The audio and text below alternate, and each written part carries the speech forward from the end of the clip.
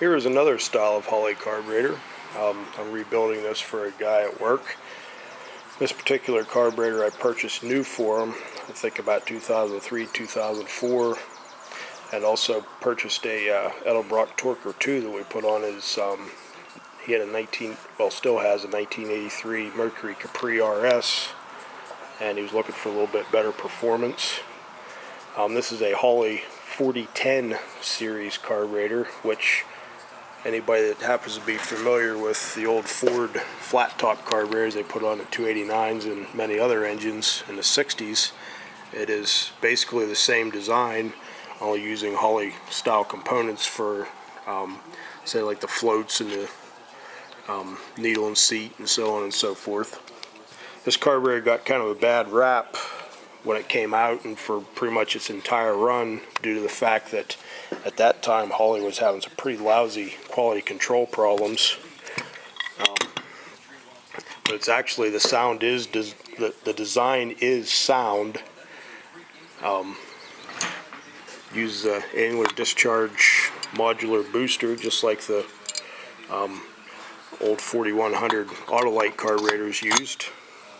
That bolts down into the center there. You pop that out of there and you got your emulsion tubes and different air bleeds and so on and so forth built right into one modular unit.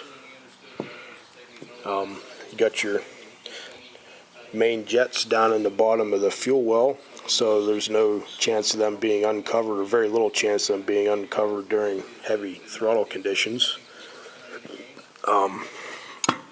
Power valve mounted on the bottom, same thing, it's always covered with fuel. Overall, I've always felt this is a very good carburetor, but one issue that gave these carburetors a really bad reputation was the fact that they originally came with those really crappy plastic floats that I showed you in the other video.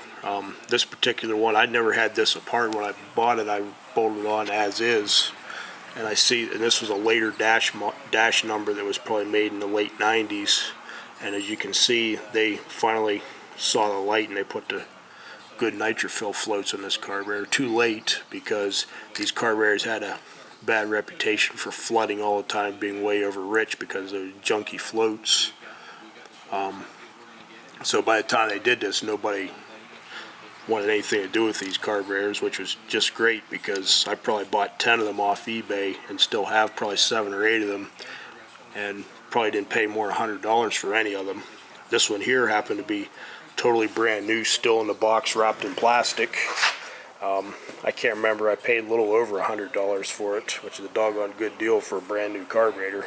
This happens to be a 600 CFM vacuum secondary version. They made, I believe they made 600 double pumpers in these. Yeah, I know they do, as a matter of fact. I had 2 of them on a tunnel ram at one time, believe it or not, and it worked really good.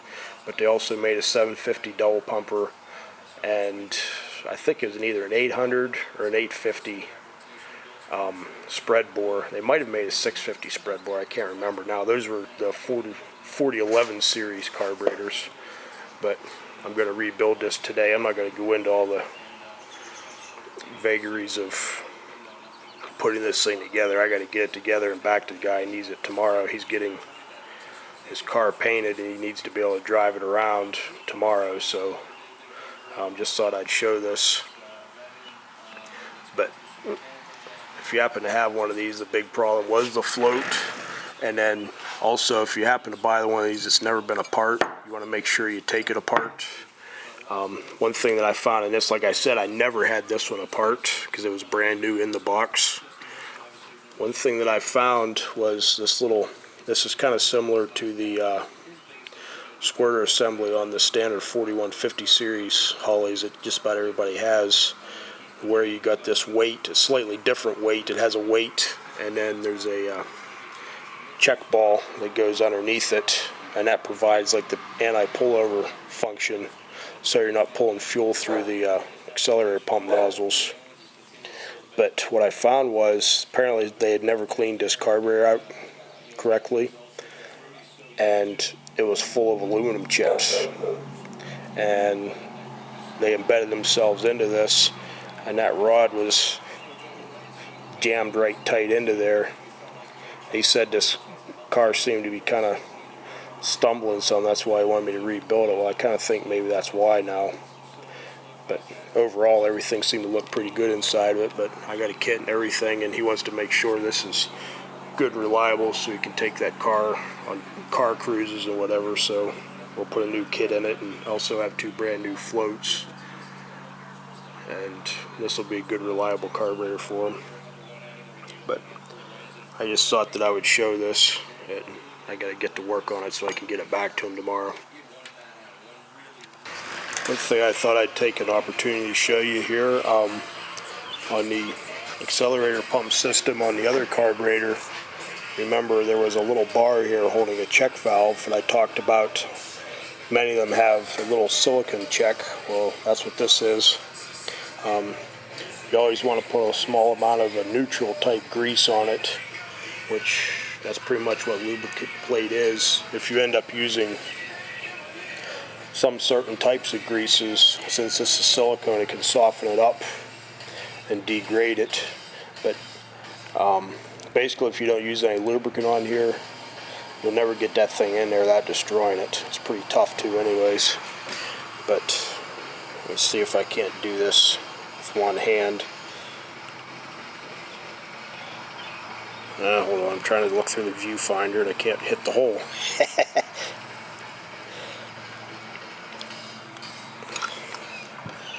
See if I can set this thing down, and that's awful hard to do, but basically you pull that little nub up until it snaps in. See, now it's snapped in there and it stays in place, and that's your check valve. I tend to like these better than I do the check ball, just for the simple fact that these won't corrode if you get a small amount of water in them, although I'm not too sure how well they hold up if you're using a lot of alcohol in the gas, but they seem to work pretty good. Oh, by the way, there's where the power valve mounts, down there. Like I said before, it pretty much stays covered with fuel no matter what. Another thing I also noticed as I was rebuilding this thing, like I said, I bought this, I never had it out of the box, and never disassembled it. The original 4010 series, the rod that held in the floats was a slip fit. You could just slide them right out of there. Well, what I ran into one time when I had 2 of these on a tunnel ram, after a time trial I decided to change some jets. Well, I didn't realize that one of these had fallen out, and it fell down in the fuel bowl, and the float fell down, and when I started the thing up, I had gas running everywhere. It was kind of a pain. You had to really guide them down in all the way, or they could possibly slide out.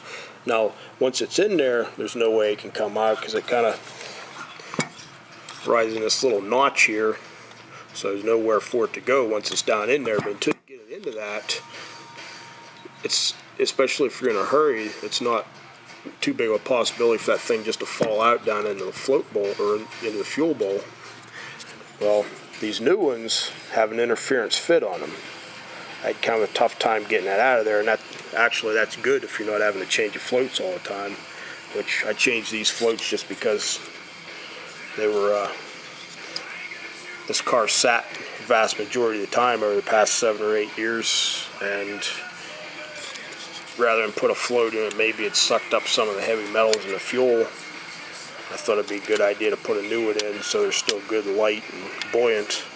But that was one of the improvements apparently Holley made. A little bit too late. By the time this happened, these carburetors had such a bad reputation, nobody wanted them, which, like I said earlier, that was an advantage to me because I was buying them up left and right at one time for next to nothing. Also, if you look at this, and you happen to look in the latest Summit catalogs over the past year, apparently Summit bought the rights to these carburetors, and the Summit, so-called Summit carburetor, is actually these 4010 series Holleys. and I hope that they got the quality control problems sorted out, and some of these other little problems like the floats and so on and so forth figured out. Because when you get these carburetors dialed in, they do work quite well. Anyway, I just thought I'd show that to you. Well, as I'm assembling this thing, I'm finding more and more mistakes from the Holley factory. And I suppose back when I bolted this thing on, I probably shouldn't have trusted that everything was correct. Of course, that was 7 or 8 years ago, but regardless, even though it was originally, as I stated several times now, straight out of the box from Holley, still wrapped in the plastic, I shouldn't have trusted that anything was built correctly on this carburetor. Now, watch what happens here. If you watch my other video, I discussed setting this accelerator pump assembly. Now, watch closely the top nut as I run that up. See how that clearance opens up? Well, see that? Well, guess what that means? That means that is set too long, and it is jamming that down to where it is completely jammed into the housing, overrunning that diaphragm and literally pushing that spring up because there's no more room for it to go. Now, luckily, these have these springs on here, not necessarily for that reason. I'll get into that some other time probably as far as why that spring is there. But I'm going to have to readjust this to where there is a slight clearance there. You don't want to jam that thing in like that day after day if you're running this thing hard. But there's just yet another mistake made at the Holley factory when this thing was assembled. One of many. No wonder these carburetors have such a lousy reputation. I got the booster cluster in now. Jets are down in there. So we're moving right along on this thing. If I find anything else wrong, I'll let you know. Well, another design flaw in these, in my opinion, is the idle mixture screws have basically almost no tension, spring tension at all on them to hold them in. This is only turned about a half a turn out or so. Well, maybe a little bit more than that. There, it's bottomed out. As you can see, there's very little, if any, tension even bottomed out. What happens with these carburetors, as time goes on and it vibrates, then this idle mixture screw will screw out, and I've actually seen them fall out before. So I think to help make this a little bit more reliable for this guy, I'm going to stack some washers back behind it to get a little bit more strength on that spring. I looked around, I don't have a stronger spring to put on there, but they made them this way so you can set these by hand if you want to, but it's just, there's not enough spring tension there. So that's another modification I'll do. Well, I came to find out that 3 washers will stiffen that up quite nicely. I'm at about 1.5 turns out now. You can see there's quite a bit more compression on the spring, so that'll give me a little bit more adjustment without making that spring really loose. So there's another modification to this carburetor. Here's another thing to look at on Holley carburetors. Now I'm using this as an example because it's a lot easier to see it as an illustration. Right here, it's fairly thin. If you go too far, then that O-ring that's on the needle and seat starts to poke out. And then you'll keep running this float down, wondering why the fuel level keeps going up. Well, the reason why is it's leaking out through there.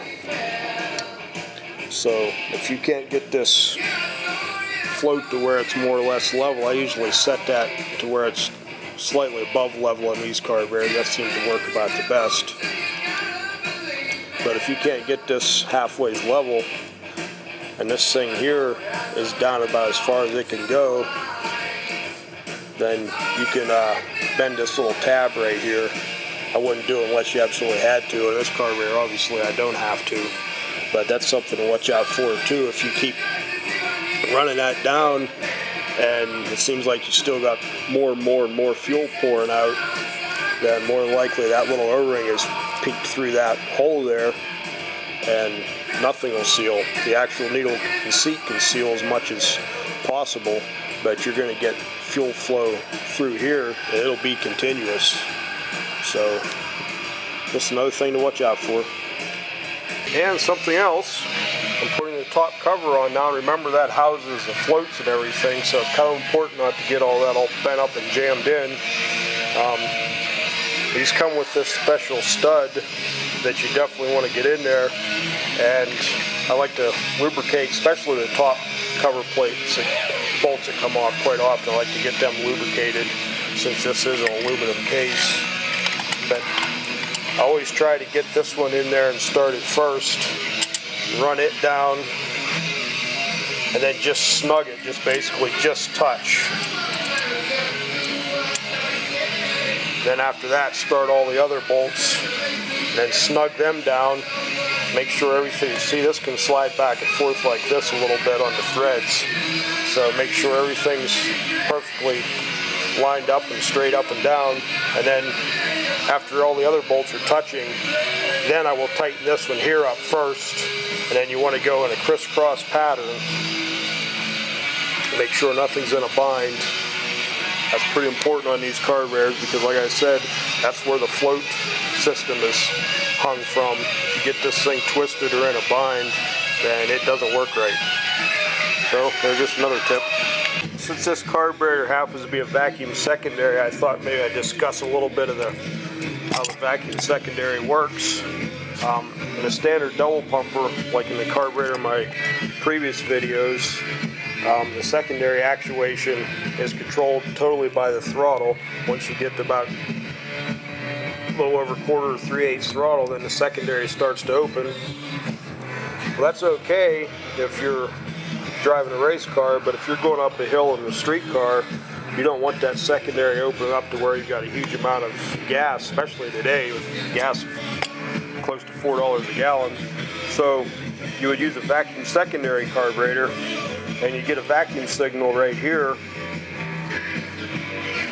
and once your throttle is pretty much fully open, that vacuum signal, depending upon how stiff of a spring you have inside here, will, let me see it, try and get this where I can show you on camera and actuate at the same time.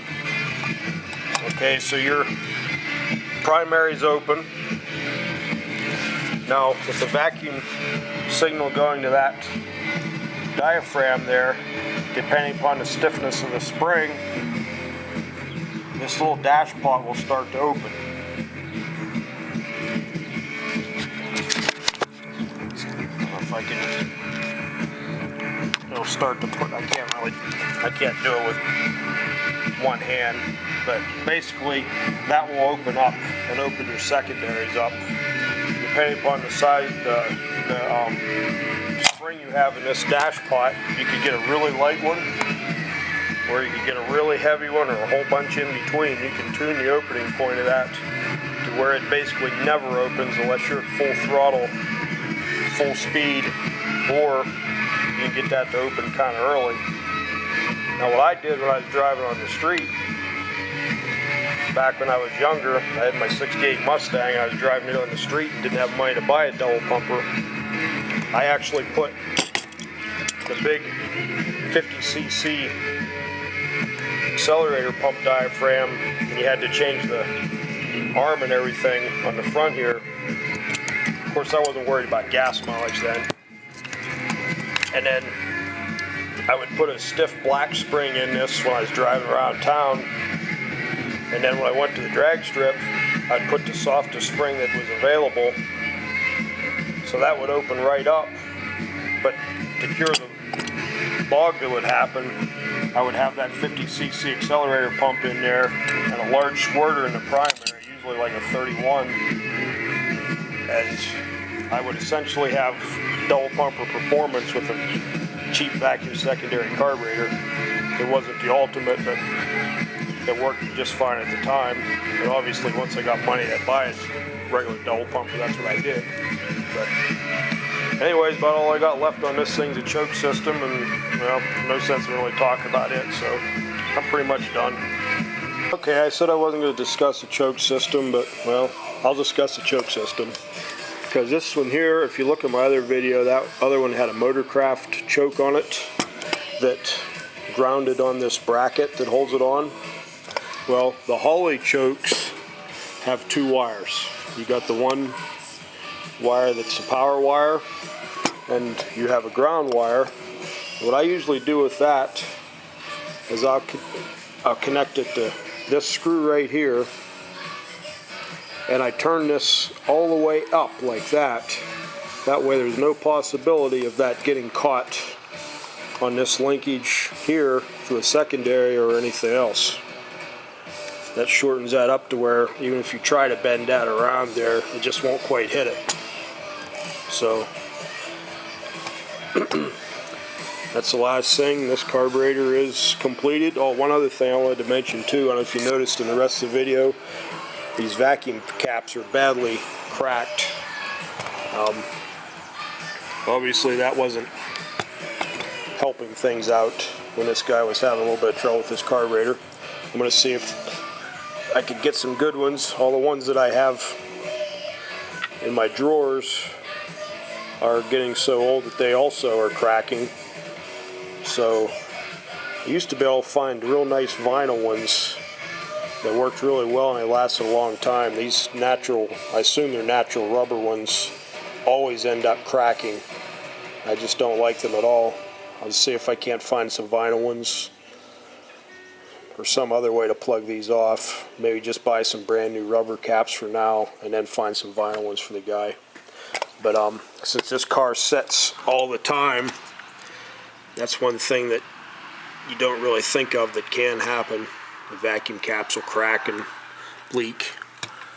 So anyway, this carburetor is completed, ready to go other than the vacuum caps. So I'll send it off to him, and hopefully he'll be happy with it. I'm sure he will.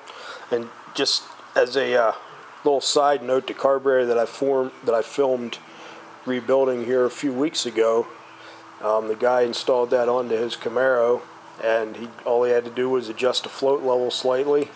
The idle mixture was perfect. The idle was right where he wanted it, and he said that car has never run that good, and that carburetor has never worked that good since he bought it brand new from Holley. So I guess he did something right on it.